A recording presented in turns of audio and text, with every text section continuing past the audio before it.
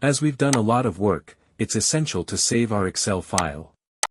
To do this, we'll use the keyboard shortcut Ctrl+S. This will open a window titled Save As. In this window, you'll see several options like OneDrive, This PC, and Browse.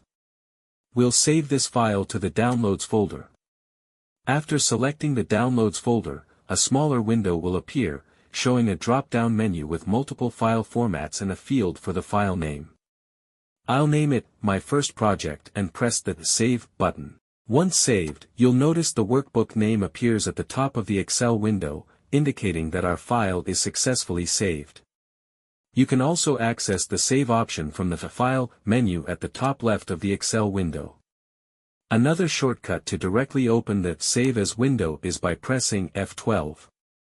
This will bring up the Save window immediately, allowing you to save the file in your desired location and format.